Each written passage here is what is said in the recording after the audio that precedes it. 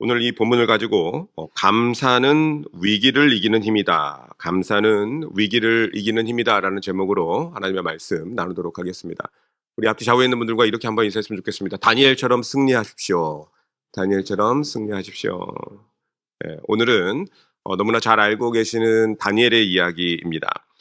여러분, 이 다니엘서 6장 단순히 이 사자굴의 이야기가 쭉 나오는데 사자굴의 이야기가 아닙니다.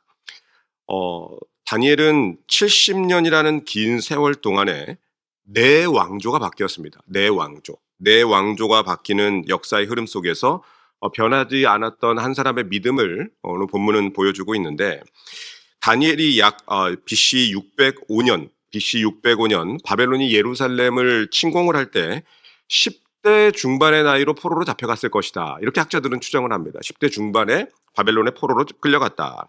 근데 지금 다니엘서 6장이지 않습니까? 네 왕조가 지났습니다.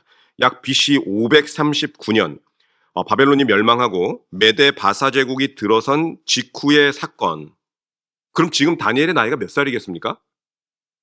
605년에 10대 중반, 지금 539년, 540년이라고 했을 때 지금 몇 년이 흘렀습니까? 거의 60년이 지났죠. 그래서 지금 다니엘서 6장에 나오는 다니엘의 나이를 학자들은 70대 후반에서 80대, 보통 80대라고 이렇게 추정을 합니다. 왕조가 4번이나 바뀌는 격변의 역사 속에서 여러분이 느부갓네살 왕을 모셨고 벨사살 왕, 메대의 다리오 왕, 바사의 고레스 왕을 다니엘이 모셨습니다. 시스템이 바뀌고 정권이 무너지고 왕이 바뀌고 정치가 완전히 뒤집히고 한 시대의 동판이 통째로 갈아엎어지는 그런 역사 속에서 사람이라면 당연히 흔들릴 수도 있는 그 자리에서 다니엘은 변하지 않았다. 여러분, 그 이유가 바로 믿음의 중심, 이 다니엘의 믿음의 중심이 변하지 않았기 때문인데, 성경은 이러한 다니엘에 대해서 오늘 6장 3절은 이렇게 표현을 합니다. 다니엘은 마음이 민첩하다라는 말을 나중에 다시 한번 살펴볼 텐데, 근데 이런 6장 3절의 결과, 거의 한 60년이 흐른 이 마음의 어떤 시작점이 있었을까? 이렇게 60년 동안 다니엘의 마음이 민첩하게 되었던 그 시작점이 다니엘서 1장 8절에 이렇게 이야기를 합니다. 1장 8절. 다니엘은 뜻을 정하여, 다니엘이 맨 처음 포로로 잡혀왔을 때 10대 중반의 나이에서 뜻을 정했다. 이렇게 이야기를 합니다. 이 두 구절 사이에 거의 60년 이상의 거의 70년간의 시간이 흐르고 있는데, 다니엘은 10대 때나 80대, 70대 후반의 나이대에나 오직 하나님께만 자신을 두는 그런 믿음의 자세를 전혀 잃어버리지 않았습니다. 청년 때 뜻을 정한 결단. 여러분, 우리가 청년의 신앙 이야기를 많이 하는데, 청년 때 신앙이 좋은 분들이 끝까지 신앙이 이어가는 것이 너무나 중요한데, 그 사이에 흔들리는 경우가 참 많지 않습니까? 근데 다니엘은 청년 때 뜻을 정했던 그 결단이 노년의 민첩함과 변함없는 믿음이 되었고, 그의 인생 전체를 이 믿음이 흐르고 있었습니다. 오늘 말씀을 통해서도 말씀이 저와 여러분들에게 묻고 있죠.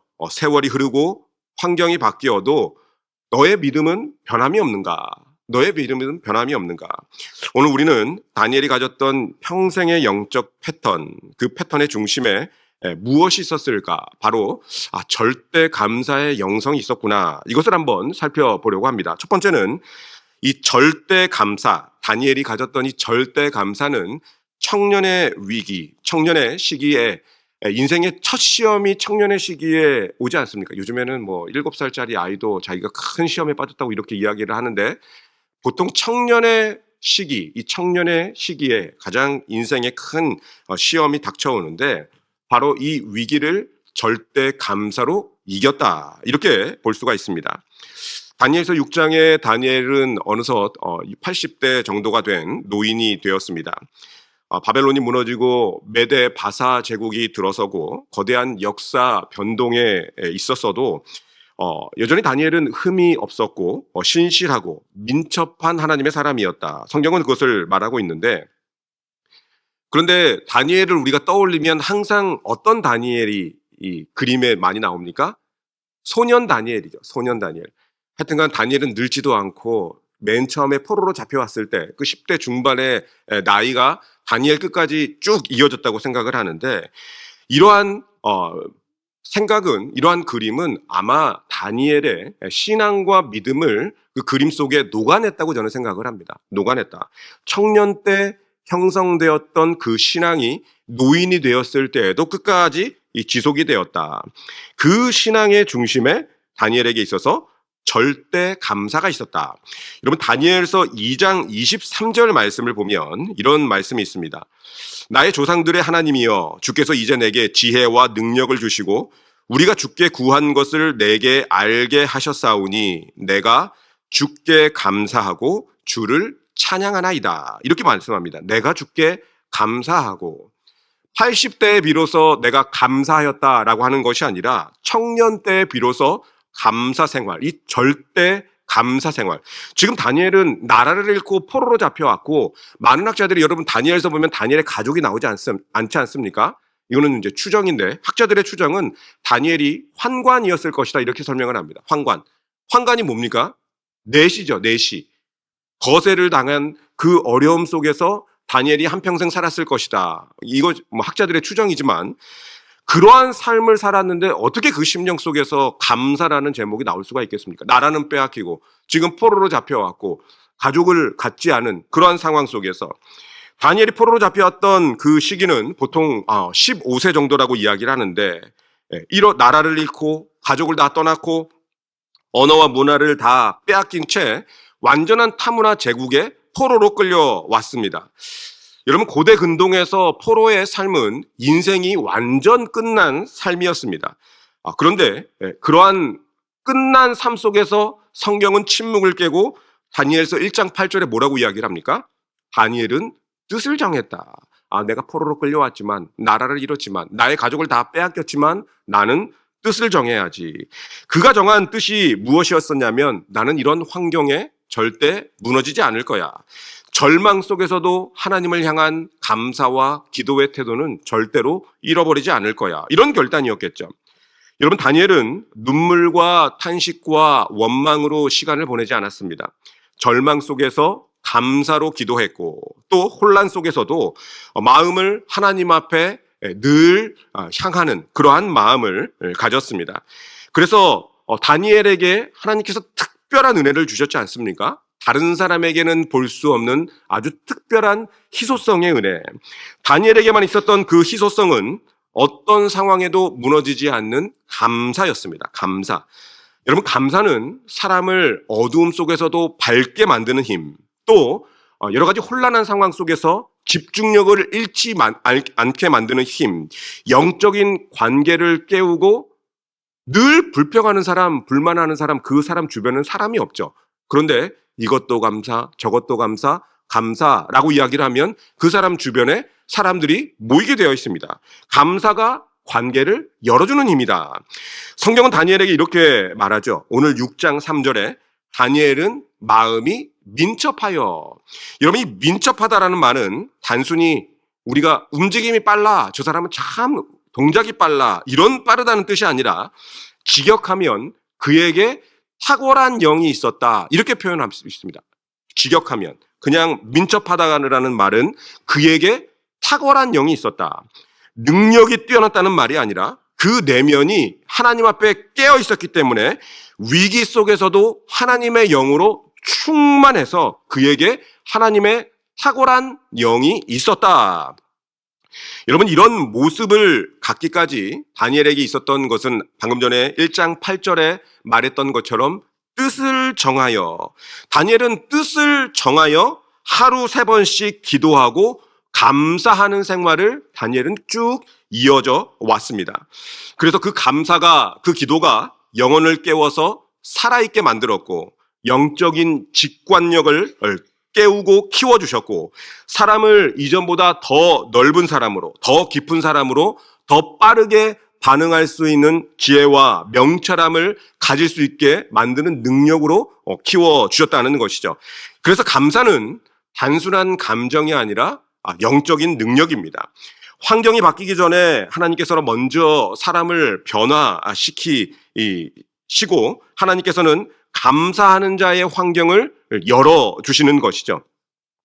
사도 바울이 범사에 감사하라 라고 말했던 이유는 감사가 신앙의 엔진이기 때문입니다. 신앙의 엔진이다. 감사하는 자에게 은혜가 계속 머물러 있고 그 은혜가 흘러가고 불평하는 자에게는 더 이상 은혜가 흘러가지 않는 이유, 그것이 여기에 있죠. 감사가 없기 때문에. 스펄전 목사님도 이렇게 말을 했습니다. 감사는 은혜를 담는 그릇이다.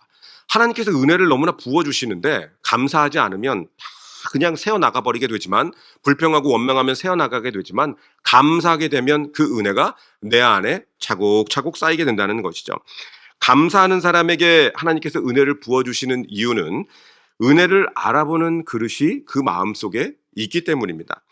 다니엘이 포로였음에도 불구하고 왕이 다니엘을 사용할 수밖에 없었던 그 이유, 뛰어난 학문력도 있었겠지만 어떤 절망 속에서도 감사할 줄 알았기 때문에 그 감사가 결국은 민첩하여라고 표현된 그 단어, 그에게 탁월한 영이 있었다. 탁월한 영이 있었기 때문에 이 감사로 말미암아서 포로가 왕의 사람을 만들어 버렸고, 감사가 억울함을 기회로 만들어 버렸고, 감사가 불확실한 환경 속에서 민첩함을, 탁월한 영을 회복시킴으로 말미암아서 감사가 결국은 그 사람을 빛나게 했다라는 것입니다. 여러분, 우리의 청년기, 인생의 초기 시기, 저와 여러분들의 청년기와 인생의 초기 시기도 이와 비슷했지 않습니까? 미래는 불확실했고 진로는 혼란스럽고 다른 사람과 비교를 하는데 비교가 끝이 없었고 경제적인 어려움이 있었고 여러 가지 많은 가정의 부담, 마음의 상처, 억울함이 있었던 시기가 바로 저와 여러분들의 청년 시기, 어렸을 때의 시기 아니었겠습니까? 그런데 이 모든 시기를 이겼던 사람과 무너지는 사람의 차이는 환경이 아니라 태도라는 것이죠. 감사하는 사람, 다니엘은 무너지지 않았습니다. 감사하는 사람은 절망 속에서도 미래를 준비하며 나아갔습니다. 감사하는 사람은 문이 닫혀도 하나님을 바라보는 사람이 되었다는 것이죠. 감사하는 사람은 지금의 눈물 속에서 내일의 희망을 바라볼 수가 있는 사람입니다. 그래서 다니엘의 청년기에서 우리가 붙잡아야 할 핵심 교훈은 환경이 사람을 만드는 것이 아니라 감사가 결국은 사람을 만들고 그 사람을 빛나게 한다. 그 안에 하나님의 탁월한 영이 머물게 한다. 여러분, 감사는 청년의 위기와 인생의 첫 시험을 이기는 힘이었습니다. 감사는 하나님이 평생 사용하실 사람의 출발점이 되었던 것이죠. 다니엘은 포로였지만 감사하는 사람이었고, 그래서 그는 어느 시대에도 빛나는 사람이었습니다. 청년기에 시작해서 감사의 씨앗을 심었더니 중년과 노년에 이르기까지 하나님께서는 그에게 역사하셔서 아름다운 열매를 맺을 수가 있었습니다.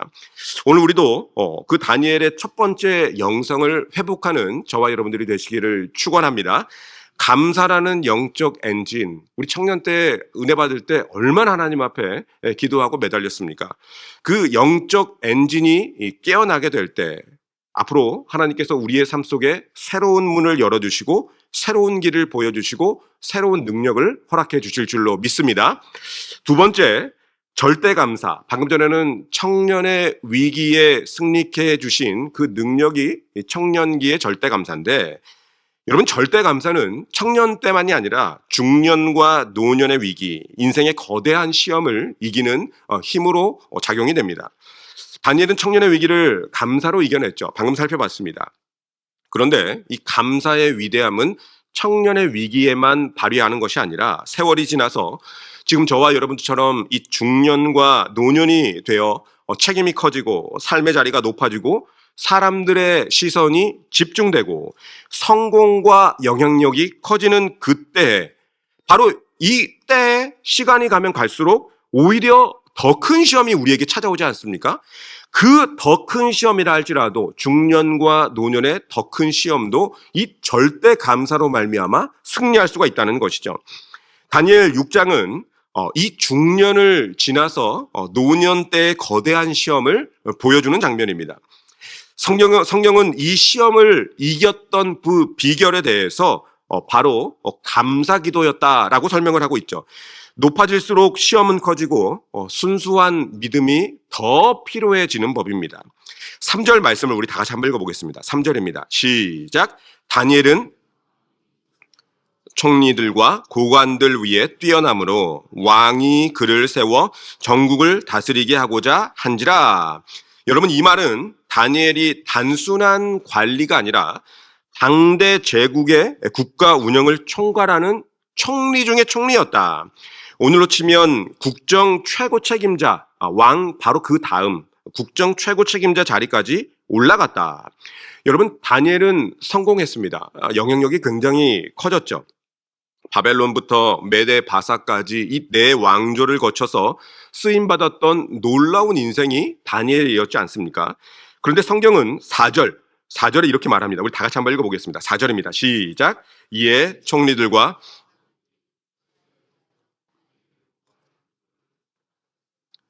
아무 근거, 아무 허물도 찾지 못하였으니 이는 그가 충성되어 아무 그릇됨도 없고 아무 허물도 없음이었더라. 여러분, 다니엘은 흠이 없었죠. 흠이 없었습니다. 부정도 없었고 거짓도 없었고 오판도 없었습니다. 그는 성실했고 끝까지 진실했고 충성스러운 사람이었습니다. 그런데 바로 그 깨끗함 때문에 사람들의 공격을 받았던 것이죠.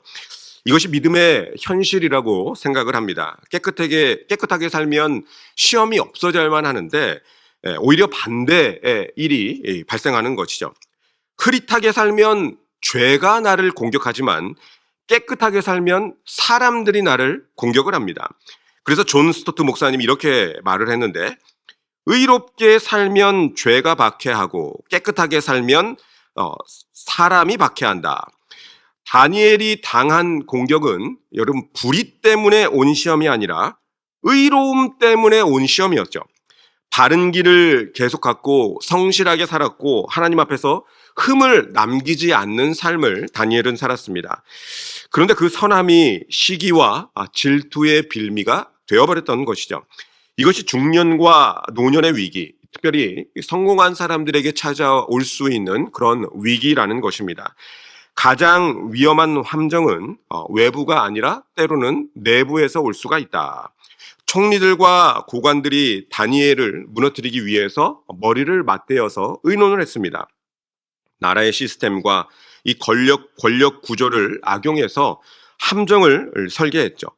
이들은 이렇게 이야기를 했습니다. 이들은 이렇게 이야기했죠. 5절입니다. 같이 한번 읽어볼까요? 시작.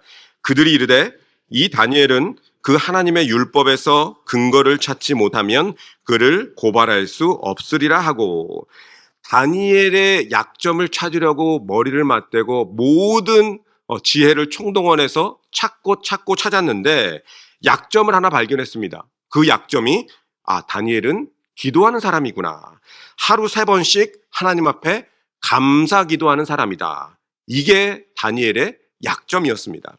그래서 그들은 이 기도를 약점으로 삼고 기도하는 삶을 죄로 만들고 감사를 핍박의 이유로 삼았습니다. 여러분, 이것이 사탄이 쓰는 전략 중에 전략입니다. 하나님이 주신 가장 강력한 힘, 이 기도와 감사, 그것을 약점처럼 보이게 만드는 것이죠. 기도하면 그래서 뒤처질 것만 같고, 말씀을 붙들면 바보같이 보이고, 새벽 예배 나오면 하루가 망쳐질 것 같은 그러한 것, 감사하면 현실 감각이 없는 사람처럼 그렇게 사탄이 보이게 만듭니다. 그래서 많은 사람은 위기 순간에 감사 대신에 불평을 선택하고, 기도 대신에 계산을 선택하고, 순종 대신에 타협을 선택할 때가 있는 것이죠. 하지만 다니엘은 달랐다는 것입니다. 위기의 순간에도 그의 감사 생활, 감사 습관은, 기도 습관은 변하지 않았습니다. 여러분, 이 다니엘서 6장 10절은 성경 전체에 있어서 가장 아름답고 위대한 장면 중에 하나로 꼽히는데 우리 10절을 다 같이 한번 읽어보겠습니다. 10절입니다. 시작. 다니엘이 왕의 도장이 찍힌 것을 알고도 자기 집에 돌아가서는 윗방에 올라가 예루살렘으로 향한 창문을 열고 전에 하던 대로 하루 3번씩 무릎을 꿇고 기도하며 그의 하나님께 감사하였더라. 여기서 가장 중요한 표현이 전에 하던 대로. 다니엘의 감사는 위기가 왔을 때도 기도해야죠. 위기가 왔을 때 반드시 기도를 해야 되는데 위기가 왔을 때 갑자기 생긴 감사 기도가 아니었다는 것입니다. 평생 쌓아온 영적인 습관이 오늘 위기 순간에도 나타나는 것이죠. 감사는 다니엘의 신앙의 호흡이었고 영적인 리듬이었습니다. 그래서 그는 사자굴이 기다리고 있어도 감사의 리듬을 멈추지 않았던 것이죠. 기도를 금지하는 법이 내려졌지만 그가 한 일은 늘 하던 것처럼 무릎을 꿇고 예루살렘을 향한 창문을 열고 하나님 앞에 감사하며 기도하는 삶이었습니다. 이것이 바로 절대 감사죠. 절대 감사. 살아도 감사, 죽어도 감사. 길이 열려도 감사, 막혀도 감사. 높아져도 감사, 낮아져도 감사. 감사는 상황의 산물이 아니라 믿음의 산물이고 믿음의 결단인 것입니다. 여러분, 바울과 실라도 빌립보 감옥에서 찬양과 감사를 드렸고 하박국은 무화과와 포도가 없음에도 불구하고 외양간에 소가 없음에도 불구하고 감사하며 나아갔고 요셉은 억울함 속에서도 하나님을 바라보며 기도하며 나아갔고 다윗은 도망자의 삶 속에서도 시편을 쓰며 하나님을 찬양하고 하나님 앞에 감사했습니다. 여러분, 감사는 언제나 믿음이 가장 깊을 때 나타나는 믿음의 결과입니다. 그래서 칼빈이 이렇게 말을 했습니다. 감사는 성도의 가장 높은 영적 지점이다. 그 사람의 가장 깊은 높은 영적 지점은 바로 감사라는 것입니다. 그래서 다니엘의 결과는 어떻게 됐습니까? 우리가 다 아는 것처럼 목숨을 걸고 감사하며 기도했을 때 결국은 하나님께서 그를 사자굴에서 구원해 주셨습니다. 지선아 사랑해라는 책을 쓴 이지선 씨를 너무나 잘 아실 것입니다. 정말 아름답고 꽃다운 나이 23세에 교통사고를 당해서 온몸에 3도 화상을 입고 7개월간의 입원, 30번의 고통스러운 수술, 이후 사는 것이 더 힘들었다. 이렇게 이지선 씨가 고백을 했습니다. 화상 때문에 다 얼굴이 타버려가지고 감기지 않는 눈 때문에 24시간 뜬 눈으로 지내야 했던 때도 있었고 매일 반복되는 피부 소독은 강한 진통제로도 통증이 완화되지 않았다고 이야기를 합니다. 뼈가 녹아서 손가락 절단 수술을 병원에서 권했는데 손가락만 살짝 절단하는 줄 알았는데 수술 동의서에는 뭐라고 써져 있냐면 양손 절단 동의서라고 쓰여져 있었다고 합니다. 양손 절단 동의서. 그런데 수술실에 들어가기 전에 양손 모두를 절단하는 것은 아니고 문제가 있는 부분만 절단을 할 것이다. 들어가 봐야 한다. 열어봐야 한다. 이 이야기를 들었습니다. 그런데 수술실에 들어가기 전에 이지선 씨가 엄마에게 이렇게 말을 했습니다. 엄마, 더 많이 자르지 않아서 감사하지. 손 전부 다 절단할 줄 알았는데 말을 들어보니까 더 많이 자르지 않아서 감사하지. 이러고 수술실에 들어갔습니다. 수술 결과 엄지를 제외하고는 양손의 손가락 한 마디씩만 모두 절단을 했다고 합니다. 처음 사고를 당하고 의식을 차린 후에 처음 봤던 자기의 몸은 노란색 지방 덩어리, 흰 뼈로만 남은 다리였다고 합니다. 이때 이지선 씨가 들었던 생각은 아무리 살려고 발버둥 쳐도 살 수 없겠구나라는 생각이었다고 합니다. 그런데 수술실에 들어가기 전에 엄마한테 더 많이 자르지 않아서 감사하지. 더 많이 자르지 않아서 감사하지. 여러분, 이지선 씨가 살기 위한 첫 걸음으로 선택한 것이 감사였습니다. 감사. 위기 가운데 감사를 선택한 것이죠. 그녀가 책에서 이렇게 말을 했는데 제가 한번 읽어보겠습니다. 매일 하루 한 가지씩 감사한 것을 찾자고 생각했다. 짧아진 손가락이지만 내 힘으로 숟가락질 할 수 있었던 날, 엄지손가락으로 환자복 단추를 채울 수 있었던 날, 계단을 오르락내리락 할 수 있었던 날, 문고리를 잡고 문을 열 수 있게 된 날, 그렇게 매일 감사했다. 감사할 것이 없는 날에는 내 몸 가운데 유일하게 씻을 수 있었던 곳인 발, 그 발을 씻을 수 있음에 감사, 목소리를 들을 수 있어서 감사, 그렇게 습관처럼 하루에 한 가지씩 감사할 것을 찾으며 버텼다. 이 감사 습관이 그녀의 평생의 삶에 이어져 왔는데, 이후 이지선 씨는 미국의 콜롬비아 대학, 유명한 또 대학 아닙니까? 콜롬비아 대학 사회복지학 석사를 마쳤고 UCLA 사회복지학 박사를 마치고 2007년에는 세상을 밝게 만든 백인으로 선정되었고 2010년에는 제8회 한국 여성 지도자상, 젊은 지도자상을 받았습니다. 한 기자가 이지선 씨에게 이렇게 질문을 했습니다. 만약 할 수 있다면 사고 이전으로 돌아가고 싶지 않습니까? 이 질문에 이지선 씨가 아니요, 결코 이전으로 되돌아가고 싶지 않습니다. 지금 이대로 충분히 행복합니다.